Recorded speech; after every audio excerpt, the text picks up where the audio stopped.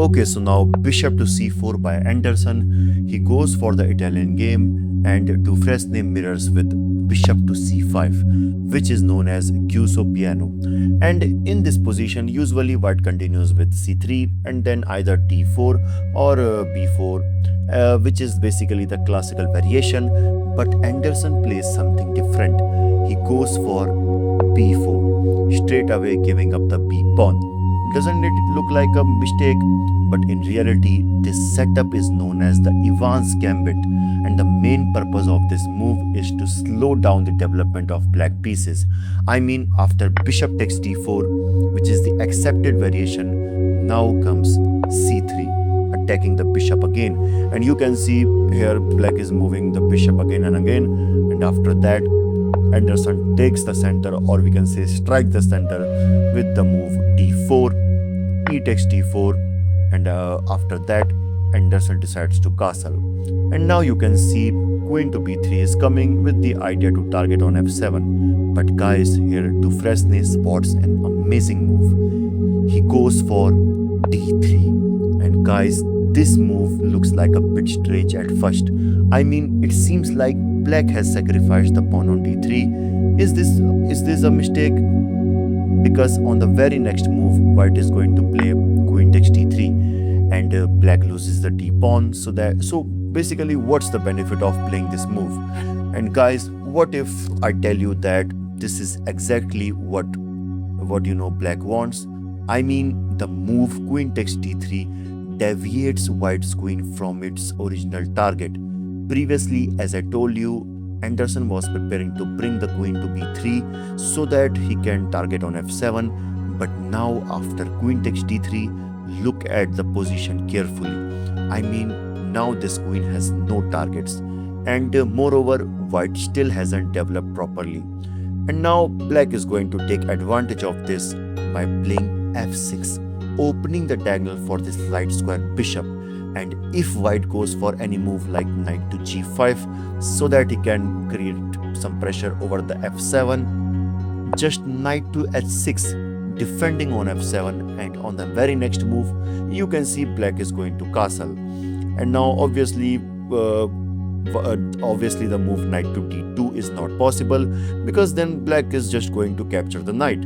So that's why knight to a3, which is not a good square, but knight to e5, attacking the queen and the bishop. And after the queen goes to g3, and finally black can castle, and you can see black develops perfectly and is completely fine, whereas white pieces are just running here and there for his lives.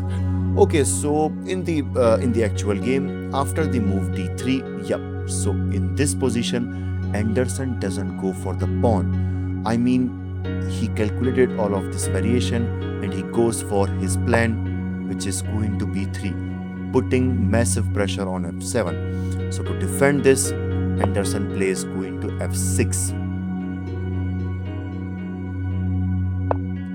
And now Anderson just advances the pawn, attacking the queen. So that's why queen to g6. And basically, the move queen to g6 also eyes on the pawn.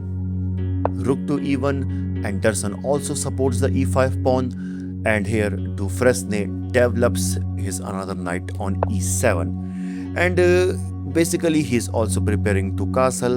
And guys, in this position for white, it's better to go for rook to e3 with the idea of bishop takes d3, but he goes for bishop to a3.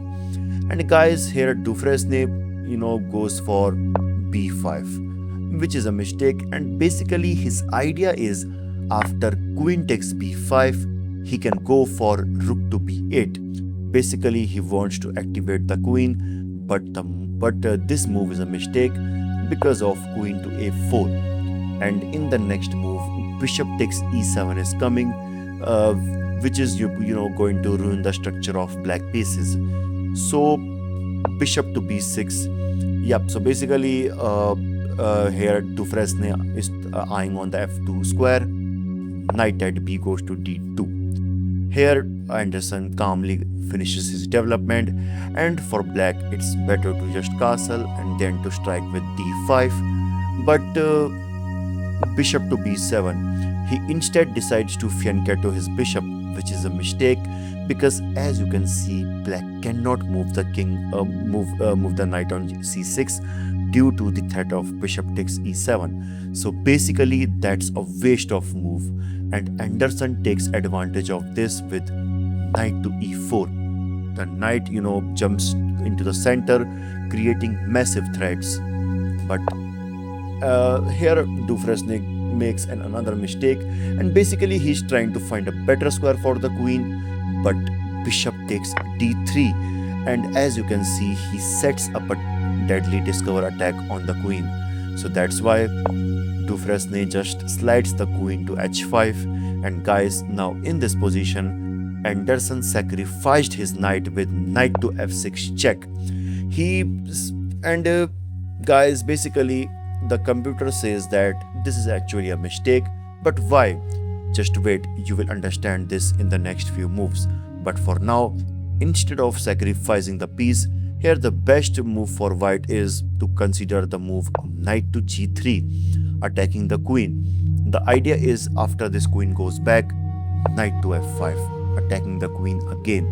And if knight takes f5, bishop takes f5, and if he tries to attack the bishop with g6, and guys, in this position white can go for this crazy move. Can you guess the move? And guys, the move is bishop takes d7 check, basically just trying to open the king. After king takes d7, rook at a goes to d1 check, king to e8, and after that e6. And you can see this position is completely crushing for white. Okay, so in the actual game, after knight to f6 check, g takes f6, and after e takes f6, you can see now this e file is opened, and look at this deadly pin on the e7 knight.